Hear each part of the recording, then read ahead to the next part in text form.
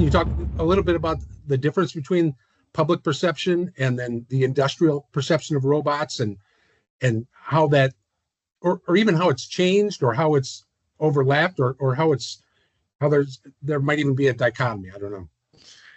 Yeah, again, another great question, and I think the public industrial perceptions of robots share some common ground, but they also diverge, and I'll maybe talk a little bit about that. Largely due to different levels of exposure or understanding priorities. I guess in essence, the public perception is often colored by imagination, media portrayals, broad societal concerns. I mentioned the Jetsons as an example, but iRobot movie, about the role of robots in the future and with a focus on more human-like interaction, potential societal disruption. That's kind of their perspective of it generally, right? In essence. And from the industrial side, the perception is grounded in, I would say, more practical needs. The economic realities, focus on how robots can solve specific problems, improve business outcomes, within more of a controlled environment. Let me expand on it a little bit. I think, for like an overlap, both public industrial acknowledge its increasing capabilities of robots in performing tasks that are repetitive, dangerous, or require high precision. I think that's universal from both the public and industry. There's a general understanding that robots can enhance efficiency and productivity. I think they're both. When we talk about these two different sectors that way, are aware of the growing trend towards automation in various sectors, with robots playing a global role. The idea that robots become more prevalent in the future is kind of generally accepted. In fact, an example of that for me is, as we indicated, I've been in this a long time and travel often, and I'd be on a plane and sit next to somebody and they say, "So what do you do for a living?" And if you'd asked, somebody asked me that 10, 15 years ago, and I said, robotics and automation, they say, "Ooh, so do you, you replace people? Do you kind of take away jobs?" And I've seen a paradigm shift in that dialogue, that narrative. Today, often when they ask me, "What do you do for a living?" and I tell them, I say, "Wow, what an exciting industry to be in. Wow, it's a lot of changes in that. Boy, so there's a whole level of, I'll say, acceptance to that. And part of that, maybe we could talk about the Oscar Verna, not to give a brand a big pat on the back, but, the cut my lawn, right? Or the vacuum around the house, or those types of things. I don't want to say desensitized. There's an acceptance level. So that certainly changed from that, so that there's a kind of overlap of acceptance there. And while the potential of job displacement, what to do, what extent it can, that can be debatable. But both public and industry recognize the potential for robots to displace humans. Often it's the undesirable work, and I think both recognize that too. It's a source of anxiety for the public for sure, but yet a factor of strategic planning within industries. Now, I think there are some divide areas, I'd say, from the public. It's certainly a great deal of influence from, like I said, the science fiction world. Public perception is heavily shaped around that. Literature, film, television, typically you read books, and it's not, necessarily a positive from that perspective. So fears of robots taking over and affecting, that highly human robot type of view. And speaking of human-like robots, public trends to be more fascinated or maybe unnerved by human robots and their potential to integrate into their daily life, But then again, there's the positive: companions, caregivers, service providers. Sure. So there's a little of that, but that's more of the perception today.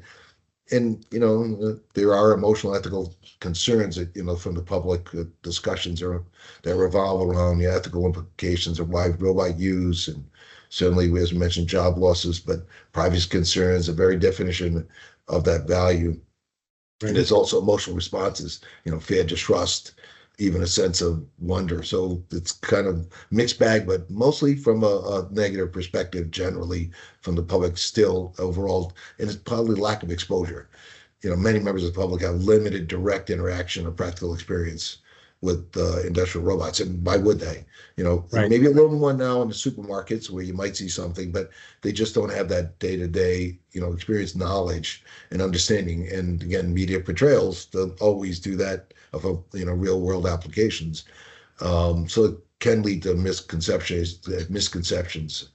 Now on the industrial side, to kind of close that out from that perspective, the industrial, it's really driven by tangible benefits, and again, those that have been in this, look at it from efficiency, reduce costs, improve quality, ability to handle, tasks that are difficult or unsafe for humans. Yeah, dangerous and dirty tasks, right? Exactly.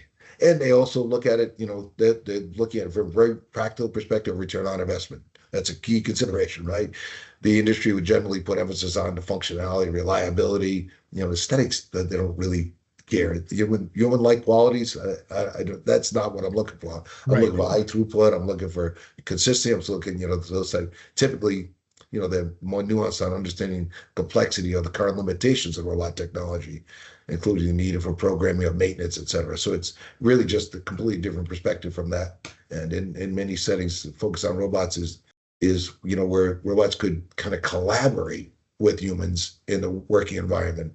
So that there is a positive from that productivity aspect in manufacturing, and not looking at it from a negative way, is to really help support human workers, not always displacing human workers, making them more productive, actually giving them an opportunity to use their creative capabilities. Yeah. I'd say as robots become more integrated into both industrial and everyday life, I think those perceptions that we just talked about may evolve and potentially converge in some areas.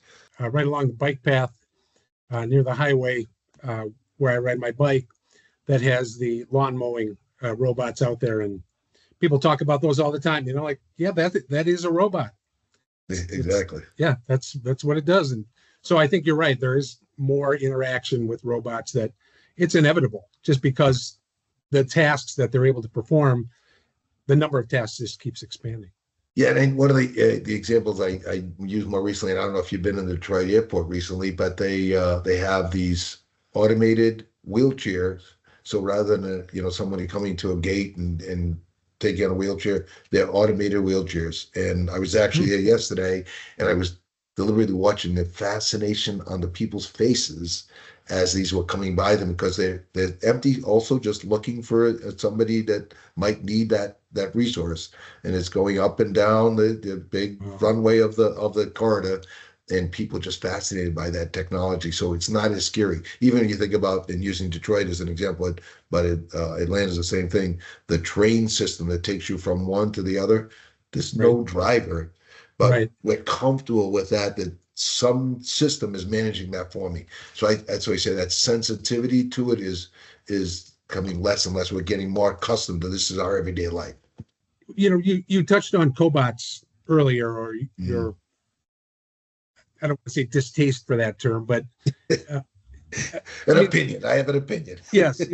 And so, this is a question I've asked this question to quite a few people, and I suspect I know what your answer is. But given the perceived push toward autonomous manufacturing capabilities, and then the collaborative abilities of, say, a collaborative robot or a cobot,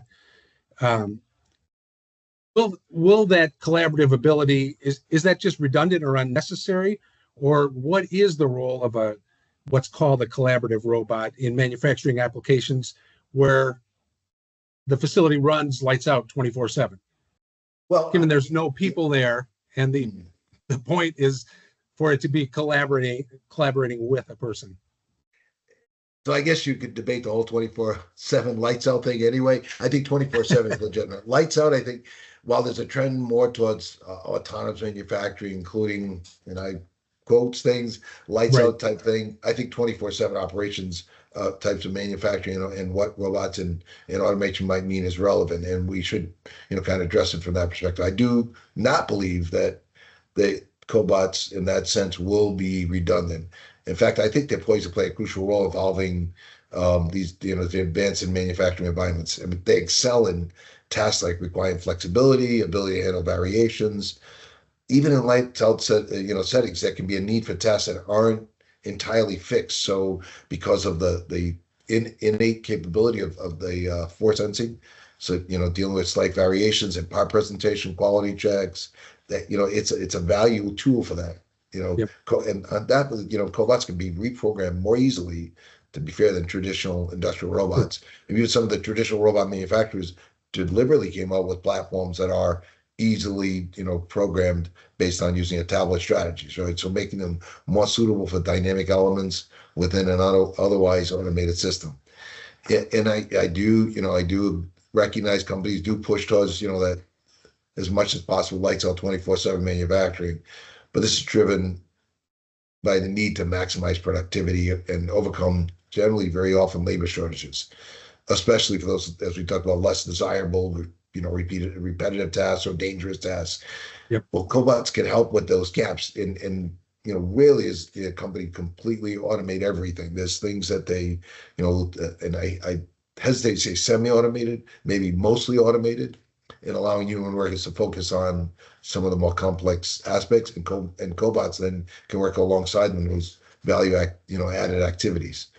And again, it's a word we've heard for many years, lights out manufacturing. That was, in fact, early in my career, it was one of the things that was dangerous to the automation space because there was an expectation of lights out, and as we talked about earlier, the software was not what it is today. So it didn't necessarily live up to expectations, and some young engineers were careers were threatened because we're going to do lights out. They couldn't get there just because it was a technology still needed to be evolved. So Right. that lights out manufacturing strategy is typically a lot aligned with larger companies and enterprises that have significant capital, but even they don't typically do all lights out. But mentioning that, what about in small, medium-sized enterprises? They don't have that big capital. So it's a good way for them to ease into more of a, again, using the term lights out type environment where they can be semi-automated, mostly automated, but utilizing cobots in those space. So, those small, medium-sized companies would have been restricted because of the capital expense cost as the larger companies might look at. So this offers them the opportunity. So I don't remember the exact numbers, but something like 90 something percent of all manufacturers are small, medium-sized companies. So Sure. maybe for the larger companies it might be less attractive, but for all those others, 90+%, it's still going to have a lot of attraction.